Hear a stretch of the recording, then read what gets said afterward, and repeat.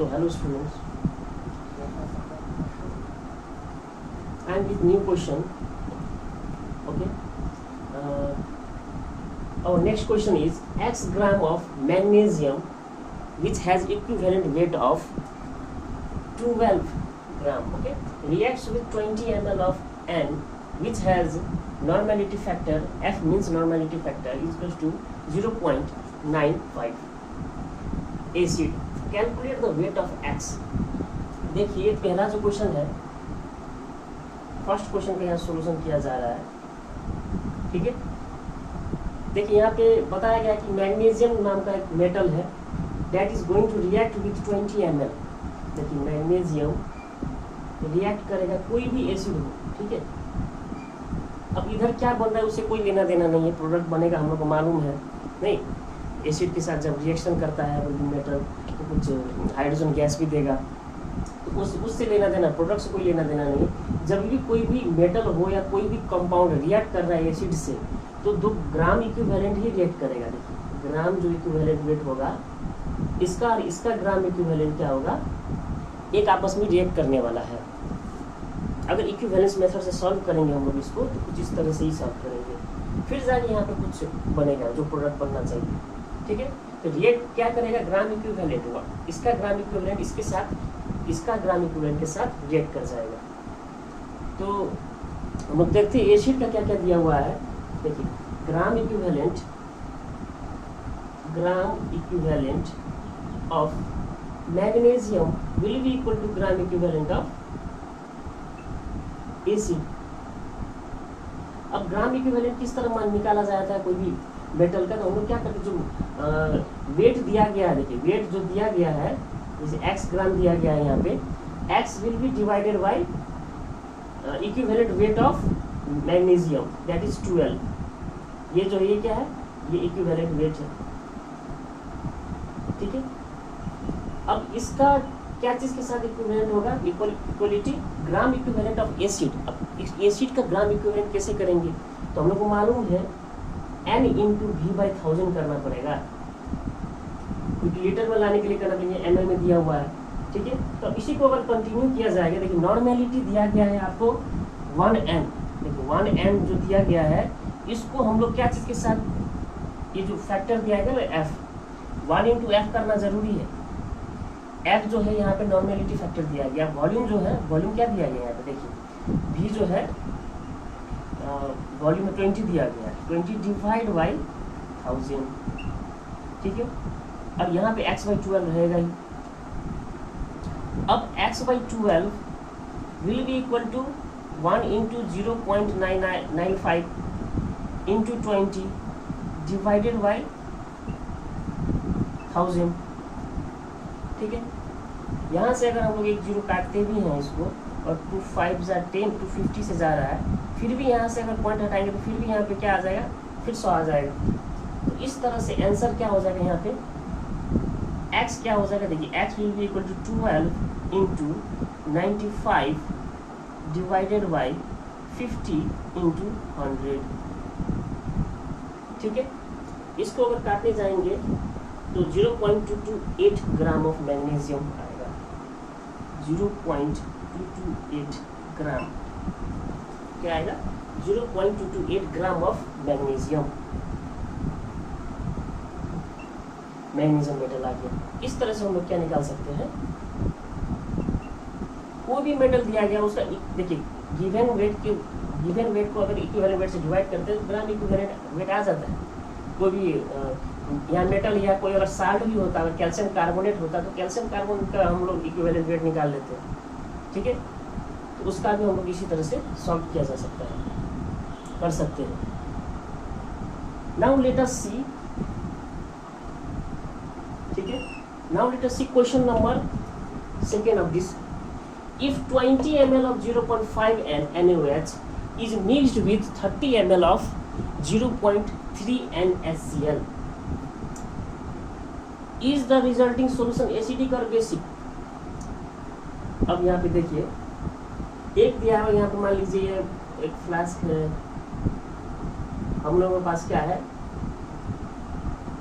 Volumetric flask में 20 ml है, NaOH, ठीक है। और यहाँ पे 0.5 N, ऐसा करते हैं, इसको कंबाइन तरीके से लिखते हैं, कंबाइन जैसे लिखते हैं, बस समझने में इजी हुआ।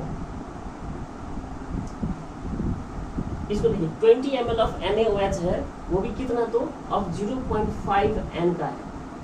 और नेक्स्ट जो है हम लोगों के पास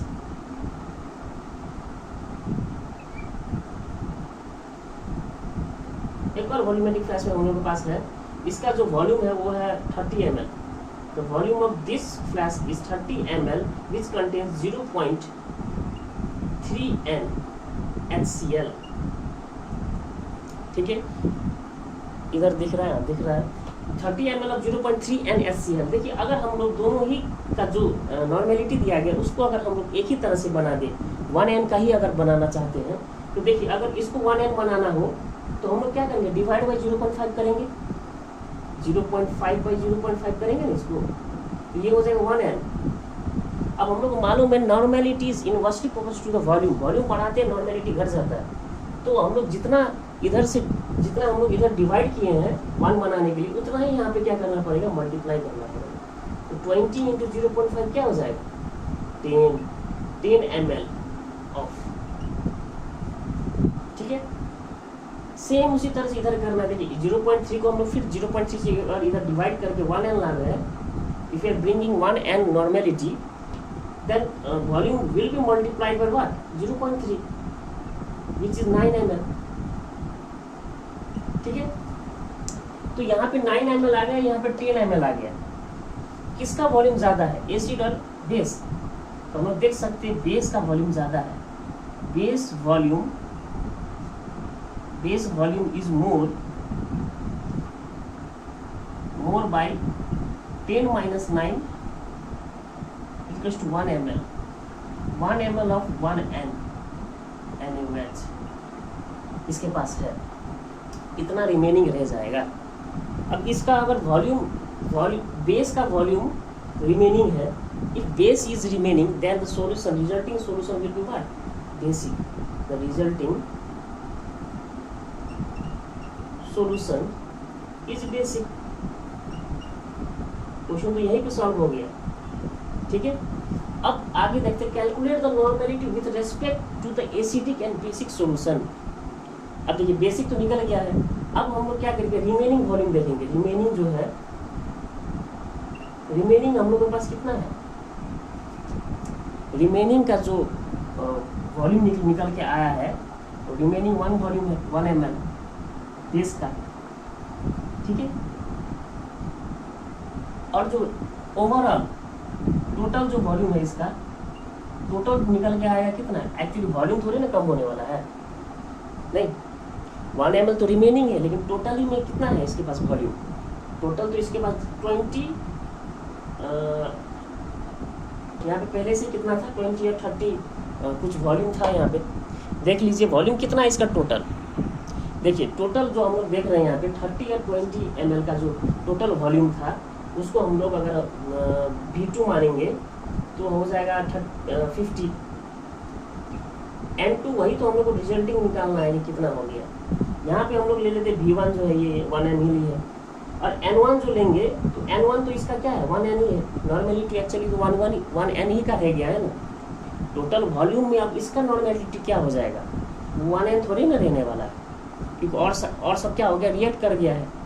तो हम लोग निकालेंगे टोटल में रिजल्टिंग किस तरह निकाला जाएगा, आप देखेंगे N2 V2 is equal to N1 V1 हो जाएगा।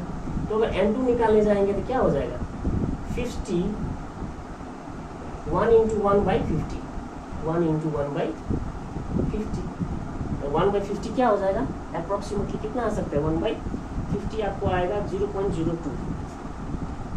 देखिए 1 by 50 अगर काटेंगे तो इसको 1 by 50 हो गया, पॉइंट देंगे एक और 0 आएगा, फिर 2 से जाएगा 0.02 आएगा। तो 1 N देखिए 1 N बच गया है, 1 ml ऑफ 1 N NaOH बचा हुआ था, लेकिन इसका वॉल्यूम इस दोनों को मिक्स किया गया है, तो मिक्स करने के बाद वॉल्यूम क्या हो जाएगा, वॉल्यूम 50 हो गया, लेकिन नॉर्मेलिटी तो चेंज हो जाएगा, नॉर्मेलिटी विल भी चेंज। देखिए अब टोटल में इन दोनों को मिक्स किया जाएगा तो वॉल्यूम तो बढ़ जाएगा ना, 50 ml हो जाएगा रिजल्टिंग सॉल्यूशन का। लेकिन नॉर्मेलिटी क्या है, इतना तो रिएक्ट कर गया, 9 ml के साथ रिएक्ट कर गया, बच गया 1 ml 1n। तो 1 ml 1n उतना वॉल्यूम में कितना नॉर्मेलिटी हो जाएगा, वॉल्यूम बढ़ने से नॉर्मेलिटी घट जाता है ना। इसीलिए देखिए 1n अब कितना हो गया, 0.02n हो गया रिजल्टिंग सॉल्यूशन का, जो कि बेसिक है। ठीक है, तो कुछ इस तरह से हम लोग क्वेश्चन को सॉल्व करते हैं।